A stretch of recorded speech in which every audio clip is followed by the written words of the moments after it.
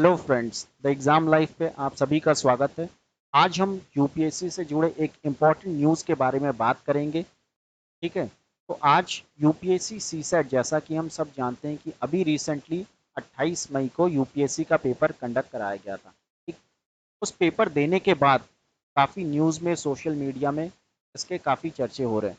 क्यों हो रहे हैं? क्योंकि सीसैट का पेपर जो आया था इस बार का, उसके डिफ़िकल्टी लेवल के से रिलेटेड अगर बात करें तो वो बहुत ही ज़्यादा डिफ़िकल्ट इस साल का पेपर पूछा गया था। और हर कोई इस बात से एग्री करेगा अगर वो पेपर देखेगा तो। ठीक। तो इसी पेपर को चैलेंज करते हुए सेंट्रल एडमिनिस्ट्रेटिव ट्रिब्यूनल में एक प्ली डाली गई है और उस केस का क्या नाम है? Siddharth Mishra versus union public service commission of India. तो इस पूरे मुद्दे के बारे में हम जानकारी लेंगे, आखिर क्या पूरा मुद्दा क्या है। ठीक है। तो अगर इसके बारे में अगर बात करें हम, तो सबसे पहले कि क्यों चैलेंज किया जा रहा है इस पेपर को, सीसैट के पेपर को। ठीक है। इसको चैलेंज इसलिए किया जा रहा है कि इस साल का जो पेपर था 2023 का, इतना ज़्यादा डिफिकल्ट था। ठीक है। और वो सिलेबस से परे था। इसी वजह से ये प्ली डाला गया है कि जो सिलेबस में दिया गया वो नहीं पूछा, उससे जुड़े सवाल नहीं पूछे गए। सिलेबस में क्या है? बेसिक जो लॉजिकल रीजनिंग एप्टीट्यूड है, क्लास 10th लेवल का। ठीक है। वो दिया गया सिलेबस में, और बल्कि जो पूछा गया था वो हायर लेवल का आईआईटी जेई या फिर कैट लेवल के क्वेश्चंस पूछे गए थे। इसी वजह से इसको चैलेंज किया जा रहा है। और इसमें क्या मांग किया जा रहा है स्टूडेंट्स के द्वारा? ये कहा जा रहा है कि या तो आप, जो कट ऑफ है इसका, जैसा कि हम सब जानते हैं कि 33% कट ऑफ रखा गया है। मिनिमम इतने मार्क्स हमें लाने होते हैं सीसैट पेपर को क्वालिफाई पे करने के लिए। तो इसको 33% से 23% किया जाए, एक तो ये मांग किया जा रहा है। एक, और दूसरी बात ये कही जा रही है, या तो फिर इसका री एग्जाम करवाया जाए, कंडक्ट किया जाए, दोबारा एग्जाम कंडक्ट करवाया जाए, जो कि पैटर्न के हिसाब से हो, सिलेबस के हिसाब से पूछा जाए, जो जो भी सवाल हो। ठीक। ये दो मांग की जा रही है बच्चों के द्वारा, स्टूडेंट्स के या एस्पिरेंट्स के द्वारा। अब कैंडिडेट्स के क्या इशू है अगर हम बात करें, तो जो पेपर 2 है, सीसैट पेपर, उसके बारे में अगर बात करें तो क्वेश्चन का जो लेवल था वो कैट और जेई, आईआईटी जेई लेवल के जो क्वेश्चंस पूछे गए। और कुछ क्वेश्चंस तो देखने में मिला आईआईटी जेई के प्रीवियस ईयर्स के सवाल पूछे गए हैं।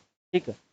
और इसी वजह से इसको चैलेंज किया गया है, क्योंकि ये सवाल बहुत ही ज़्यादा डिफिकल्ट थे। अगर नॉर्मल इसको बेसिक 10th लेवल की जानकारी हो, रीजनिंग, मैथ्स या एप्टीट्यूड की, अगर उसको ये पेपर दिया जाए सीसेट का, तो वो क्वालिफाई, निश्चित रूप से वो क्वालिफाई नहीं कर पाएगा। He will fail in that particular exam. ठीक है। अब अगर हम बात करें इसके बारे में, एक्चुअल सिलेबस की अगर बात करेंगे, तो आप देखेंगे उसमें कि क्लियरली मेंशन है कि आपको क्लास 10th लेवल तक का पूछा जाएगा, जो भी बेसिक न्यूमरेसी होगी या एप्टीट्यूड या मैथ से जुड़े जो भी क्वेश्चंस होंगे। ठीक। और जो पूछा गया वो 10th लेवल का नहीं था। यही मुद्दा है, यही इशू है स्टूडेंट्स का या एस्पिरेंट्स का। इसीलिए वो कोर्ट गए, सेंट्रल एडमिनिस्ट्रेटिव ट्रिब्यूनल के पास गए। ठीक। तो जैसा कि हमने देखा कि अनरीजनेबल पेपर पूछा गया। ठीक है। अनरीजनेबल पेपर पूछा गया और क्वेश्चंस जो हैं वो बियॉन्ड क्लास 10th लेवल के, जाहिर सी बात है, वो पूछे गए हैं। इस बात को तो यूपीएससी को भी मानना पड़ेगा।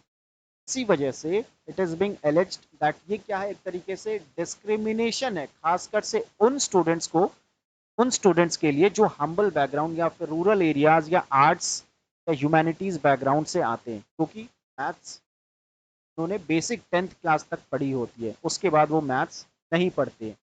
तो वो, उनको अगर ये पेपर सीसैट का देना होगा तो निश्चित रूप से उन्हें कोई ना कोई तो कोचिंग की ज़रूरत पड़ेगी, स्पेशल कोचिंग की ज़रूरत पड़ेगी सीसैट पेपर के लिए। और बहुत सारे ऐसे बच्चे होते हैं जो इसको अफोर्ड नहीं कर पाते। इसी वजह से क्या है, इसको डिस्क्रिमिनेटरी बोला जा रहा है। तो मांग क्या की जा रही है कि आप एक एक्सपर्ट कमिटी बैठाएं। सेंट्रल एडमिनिस्ट्रेटिव ट्रिब्यूनल से कहा जा रहा है कि आप एक एक्सपर्ट कमिटी बैठाएं, उस पेपर को एनालाइज करें और फिर उसके हिसाब से अपने रिकमेंडेशंस दें, जो कि बच्चों के या एस्पिरेंट्स के फेवर में हो। ठीक है। फेवर में मतलब ये नहीं कि तो एस्पिरेंट्स की तरफ आप झुक जाओ। इसका मतलब ये है कि जो सिलेबस है, जो पैटर्न है, जो पूछा जाना चाहिए, उसके हिसाब से आप सवाल पूछिए। इसका मतलब ये है। ठीक। वैसे भी अगर बात करें, अगर कोई यूपीएससी अगर कोई ऐसा डिसीजन लेता है विच इज आर्बिट्ररी हो, डिस्क्रिमिनेटरी हो, या फिर किसी राइट को वॉयलेट करता हो, हमारे राइट का अगर वॉयलेशन करता है, तो हम जुडिशियल रिव्यू का सहारा ले सकते हैं।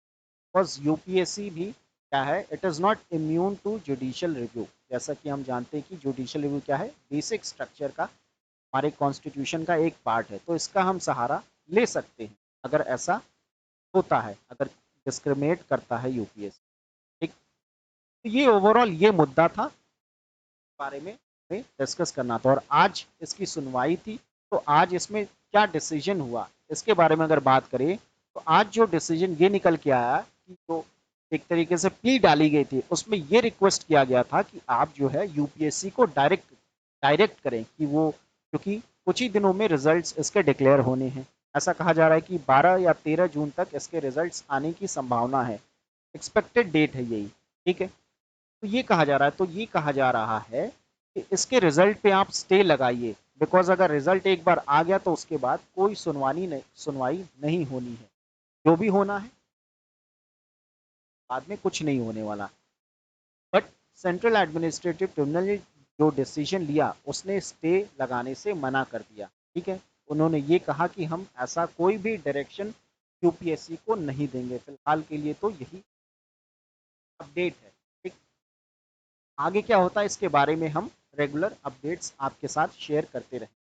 ठीक है, और यहीं पे अगर हम बात करें आखिर सेंट्रल एडमिनिस्ट्रेटिव ट्रिब्यूनल के बारे में, जो भी इम्पोर्टेंट प्रोविजंस हैं, इसके बारे में हम बात करें जो कि हमारे एग्जाम पॉइंट ऑफ व्यू से इम्पोर्टेंट हो सकते हैं। तो ओवरऑल एक इस टॉपिक को हम यहाँ पे पढ़ ले तो काफ़ी अच्छा होगा हमारे लिए। ठीक, तो आइए इसकी बात करते हैं। तो अगर हम सेंट्रल एडमिनिस्ट्रेटिव ट्रिब्यूनल की बात करें, तो ये किस मिनिस्ट्री के अंडर आता है? ये ministry of personnel public grievances and pensions के अंडर आता है। कब स्टैब्लिश किया गया था? 1985 में। किस एक्ट के तहत? एडमिनिस्ट्रेटिव ट्रिब्यूनल एक्ट 1985 के तहत इसको स्टैब्लिश किया गया था, under article 323 of constitution of India के तहत। ये एक क्वासी जुडिशियल बॉडी है। मतलब इसका क्या मतलब है? क्वासी जुडिशियल बॉडी है that can adjudicate on disputes पे ये अपने डिसीजन देगा। ठीक है, किस मैटर से रिलेटेड होंगे ये डिस्प्यूट? रिक्रूटमेंट हो गया, हमारे सर्विस कंडीशन हो गए, जो भी गवर्नमेंट एम्प्लॉयज हैं, या अदर एडमिनिस्ट्रेटिव इश्यूज है कंसर्निंग सिविल सर्वेंट्स या फिर गवर्नमेंट एम्प्लॉयज। अगर कोई भी ऐसा डिसीजन केस इनके पास आता है डिस्प्यूट का, तो उस पर ये डिसीजन देते हैं।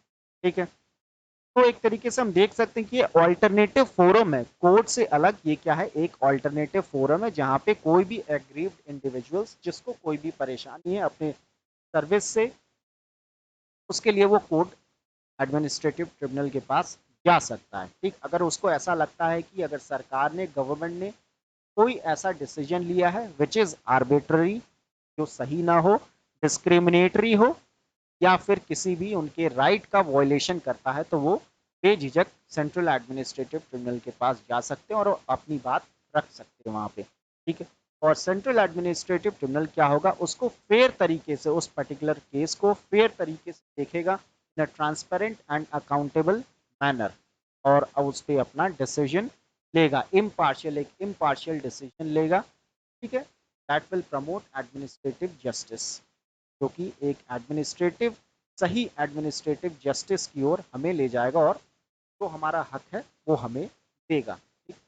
तो ओवरऑल यही हमारा इस टॉपिक से रिलेटेड जो है इंफॉर्मेशन था, जो हमारे एग्जाम पॉइंट ऑफ व्यू से इंपॉर्टेंट हो सकते हैं, सवालों में पूछे जा सकते हैं।